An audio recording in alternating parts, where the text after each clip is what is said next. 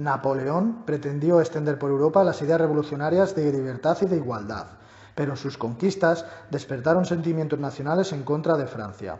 Su proyecto albergaba una contradicción. Pretendía llevar la libertad a los pueblos, pero estos defendían su propia soberanía para decidir por ellos mismos. Gran Bretaña fue el único país al que no consiguió derrotar a pesar del bloqueo continental al que le prohibió a todos los países aliados y ocupados por Francia que permitieran el acceso de los barcos y las exportaciones inglesas a los puertos europeos. Su gran deseo era crear una Europa unida, constituida por un conjunto de reinos dependientes de Francia bajo el mando del emperador y donde París sería la capital de todos ellos. A partir de 1812 comenzó su declive militar, tras la fracasada invasión de Rusia, y en 1813 su ejército fue derrotado en la batalla de Leipzig, frente al numeroso ejército de las potencias europeas coaligadas contra él, Suecia, Austria, Prusia y Rusia. Napoleón abdicó en 1814, marchando al destierro en la isla de Elba. 4 meses más tarde, Napoleón, creyendo que los franceses no deseaban la restauración monárquica de los Borbones, escapó de su exilio y regresó al poder en el llamado Imperio de los 100 días. El ejército de una coalición de potencias europeas, Rusia, Austria, Prusia y Gran Bretaña, y bajo el mando del general Wellington, derrotó definitivamente a Napoleón en Waterloo en 1815. Fue enviado a la isla de Santa Helena, donde murió en 1821.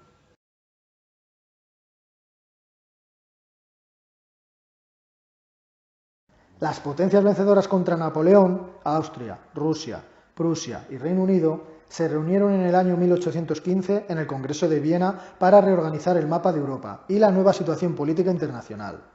El responsable del Congreso fue el canciller austriaco Metternich, quien impulsó el retorno a la situación anterior a la Revolución Francesa, motivo por el que este periodo se conoce como la época de la Restauración.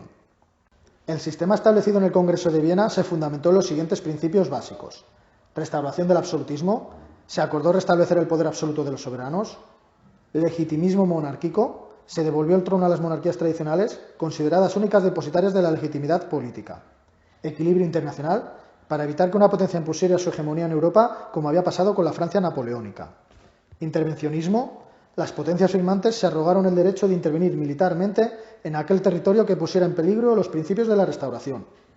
Para ello se crearon la Santa Alianza, Austria, Rusia y Prusia, y la Cuádruple Alianza, a la que se sumó Reino Unido.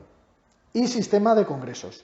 El Congreso de Viena inauguró una nueva concepción de la política exterior en Europa, basada en la celebración de congresos para resolver los problemas internacionales. El liberalismo se inspiraba en las ideas de Locke y de la Ilustración.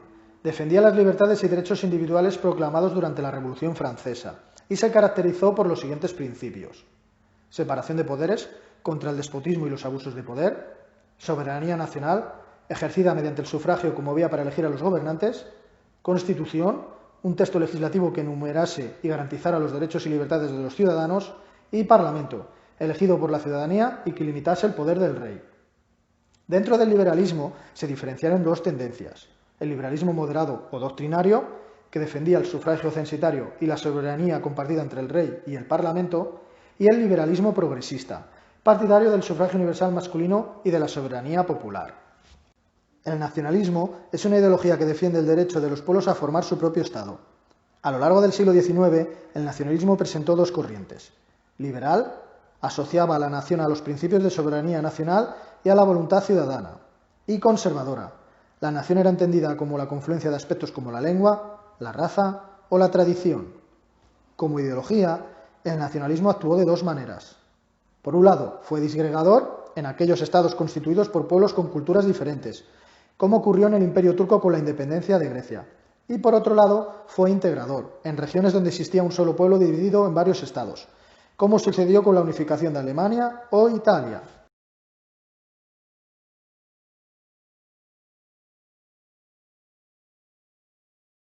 Las revoluciones de 1820 tuvieron lugar en España y Nápoles, donde sus monarcas hubieron de aceptar constituciones liberales, y en Grecia, donde se produjo una insurrección contra el Imperio Turco que acabó con la proclamación de la independencia griega en 1830.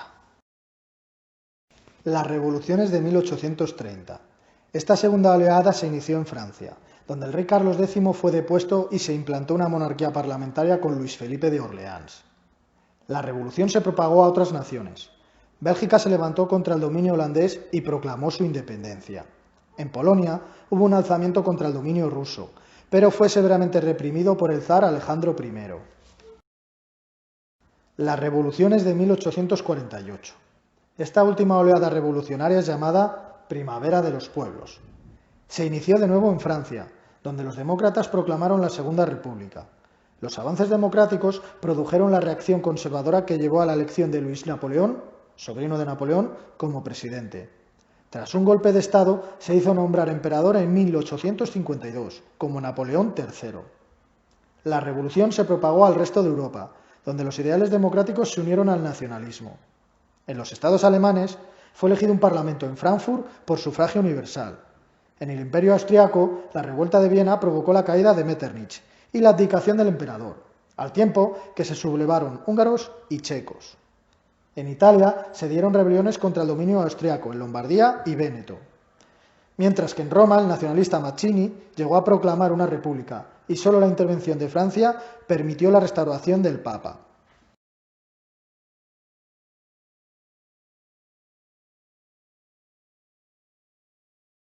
A mediados del siglo XIX, Italia se encontraba dividida en diversos estados. El Reino de las dos Sicilias al sur, los estados pontificios en el centro con capital en Roma y el Reino del Piamonte en el noroeste. Además, el Imperio austriaco dominaba diferentes ducados como Lombardía y Véneto.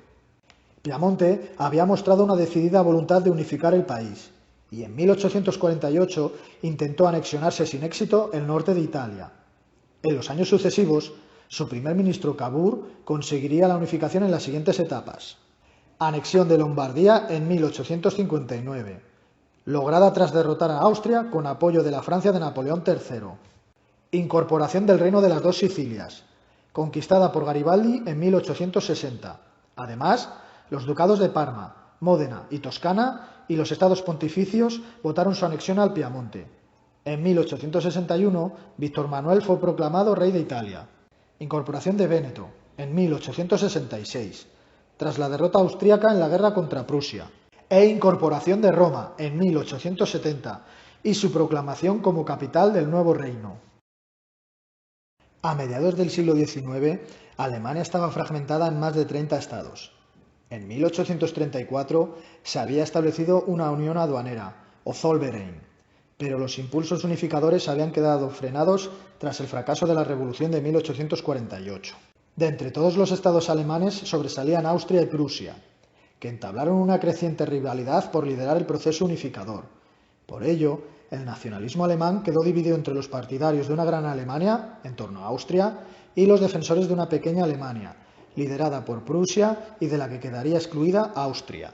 La habilidad del canciller prusiano Bismarck hizo que Prusia lograse la unificación mediante sucesivas intervenciones militares. Guerra de los Ducados, en 1864. Prusia y Austria derrotaron a Dinamarca y se incorporaron los ducados de Schleswig y Holstein, respectivamente. Guerra austro-prusiana, en 1866. Con la alianza del Piamonte, Prusia derrotó a los austriacos en la batalla de Sadowa y logró unificar los estados del norte de Alemania. Guerra franco-prusiana, entre 1870 y 1871. La Francia de Napoleón III fue derrotada en la batalla de Sedan y el rey de Prusia fue proclamado Kaiser de una Alemania a la que se unieron los estados del sur. Se constituyó así el Segundo Reich, o Imperio Alemán, que arrebató a Francia las regiones de Alsacia y Lorena.